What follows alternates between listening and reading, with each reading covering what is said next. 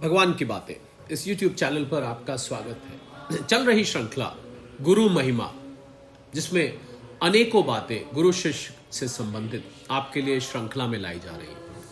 आइए एक और बहुत महत्वपूर्ण गुरु शिष्य संबंध की बात करें, क्योंकि ऐसा देखा गया है कि कुछ शिष्य अपने गुरु को अनेक संबंध में देखते हैं, गुरु से अलग अलग संबंध स्थापित करने की कोशिश करते हैं। उनके भाव गुरु के प्रति अलग अलग होते हैं। जैसे उदाहरण के तौर पे कोई उसको गुरु को अपने पिता रूप में देखता है, कोई माता रूप में देखता है, और कोई कोई तो मित्र रूप में भी देखते हैं। तो क्या होता है जब ऐसा होता है? आइए पहले गुरु स्तुति करें। गुरुर ब्रह्मा गुरुर विष्णु गुरुर्देव महेश्वरा गुरुर साक्षात पर ब्रह्म तस्मै श्री गुरुवे नमः, तस्मै श्री गुरुवे नमः। तो जैसा कि बात करी कि शिष्य इस असमंजस में रहता है कि वो अपने गुरु से किस प्रकार का संबंध बनाए। गुरु का संबंध तो होता ही है, पर फिर भी उसमें कुछ न कुछ भाव अवश्य रहते हैं, और वो ये जानने के लिए उत्सुक रहता है कि क्या वो गुरु को एक दयालु करुणामय पिता के रूप में माने, जिनके निकट वो प्यार और संरक्षण के लिए जा सके, या वो उनके साथ एक प्रेमी मित्र जैसा व्यवहार करे, जिनके साथ वो अपने मोस्ट सीक्रेट डीपेस्ट थॉट्स और रहस्यों को शेयर कर सके, उसका आदान प्रदान कर सके। तो हम गुरु को प्रेम और आनंद के सार संग्रह या पुंज के रूप में देखते हैं। हम उनके निकट जाना, उनके तारतम्य का अनुभव करना, सुखद संबंध स्थापित करना चाहते हैं। किंतु जब हम ऐसा करना चाहते हैं तो इस प्रक्रिया में ऑब्स्ट्रक्शन का एक्सपीरियंस करते हैं और अपने विचारों, मनोभाव और भावनाओं को ट्रांसमिट करने में असक्षम हो जाते हैं। हम उसको एक्सप्रेस नहीं कर पाते, उसको उन तक पहुंचा नहीं पाते।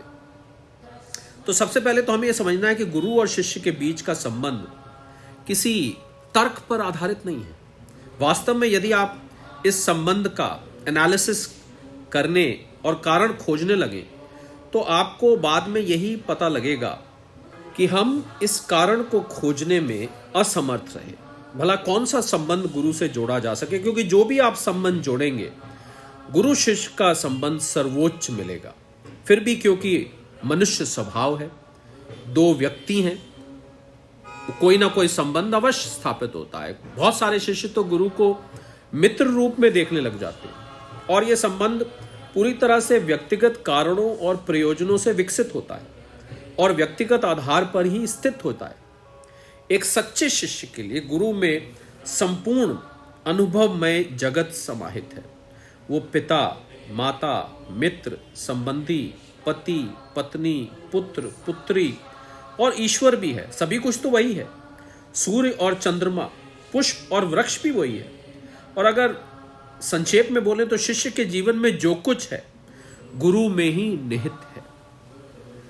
और असली बात तो यह है कि गुरु वही है जो कि आप उनमें देखते हैं। आपका बोध ही गुरु के बारे में आपके अनुभव का निर्धारण करता है। यदि आप उन्हें असीम, अनंत, शाश्वत अनुभव के रूप में समझते हैं तो आपके लिए वो वैसे ही हैं। पर यदि आप उन्हें एक सामान्य आदमी मानते हैं तो आप उनमें अंतर्निहित देवत्व का दर्शन करने में हमेशा ही अनसक्सेसफुल रहेंगे। इसका मतलब ये नहीं है कि वो ईश्वरीय सत्ता नहीं है। तथ्य यह है कि आप उसे नहीं देख सकते हैं। एक अंधे व्यक्ति के लिए सूर्य का कभी कोई अस्तित्व नहीं है, क्योंकि उसने कभी देखा ही नहीं।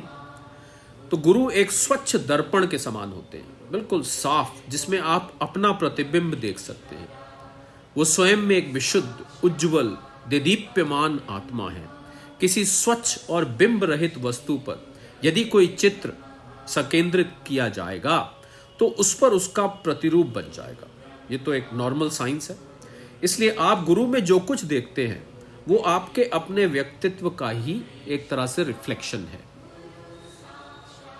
बल्कि उनकी शारीरिक उपस्थिति के कारण हम अक्सर ये निश्चय नहीं कर पाते कि उनके साथ कैसा संबंध स्थापित करें।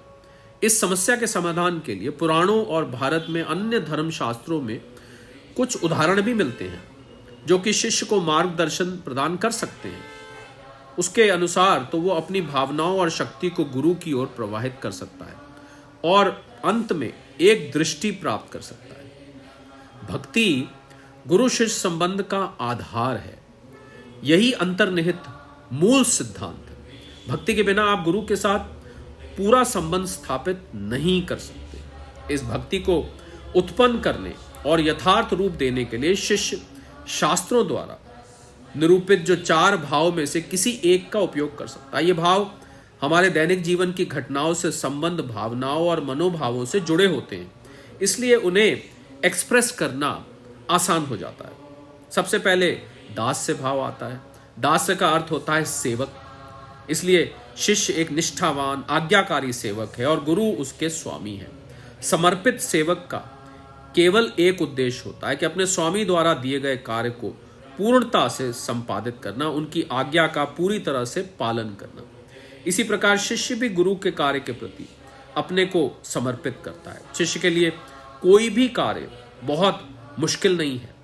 वो इस बात का ख्याल नहीं करता कि उसकी सेवा के बदले गुरु दयालुतापूर्ण या प्रेमपूर्ण व्यवहार करते हैं या कोई कठोर व्यवहार और उसकी भर्त्सना करते हैं। सेवा करना उसका कर्तव्य है और वो सिर्फ इतना ही जानता है कि वो इसी बात के लिए सतर्क रहता है।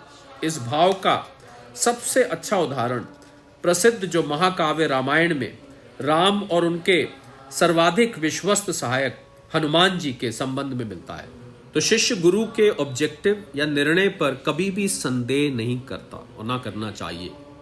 ये सब कुछ गुरु पर छोड़कर सिर्फ और सिर्फ आज्ञा पालन करना चाहिए। और दूसरा है वात्सल्य भाव, मतलब कि पिता पुत्र का या पिता पुत्री के बीच का भाव। जन्म से ही अपनी पारिवारिक भावनाओं से मजबूती से हम जुड़े होते हैं, ये हमारे अंदर नेचुरल रूप से उभरती हैं और इसलिए हम वात्सल्य भाव के अधिक विश्लेषण की हमें आवश्यकता नहीं है। किंतु भारत में माता पिता बच्चों के बीच प्रचलित यह भाव पश्चिमी देशों में बहुत भिन्न है, वहां पर कुछ और सिस्टम है।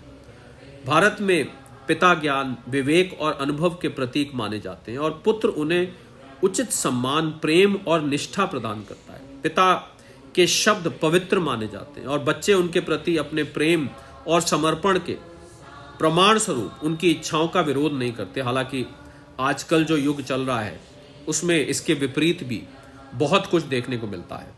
और इस संबंध में सबसे बढ़िया उदाहरण के लिए एक बार फिर हम रामायण के पृष्ठों को ही अगर पलटे तो भारत में राजा दशरथ और उनके पुत्र राम का संबंध आदर्श और अनुकरणीय माना जाता है। राम राजगद्दी के वैध उत्तराधिकारी थे, हम सब जानते हैं, किंतु पिता के अन्याय पूर्वक माता कैकेयी के कहने से उन्हें 14 वर्षों का वनवास दे दिया और इस प्रकार राज्य से वंचित कर दिया। लेकिन राम ने पिता की जरा भी अवज्ञा नहीं की, उल्टा प्रसन्न हुए कि ऐसा पुत्र भाग्यशाली होता है जिन्हें माता पिता की आज्ञा का पालन करने का अवसर मिले।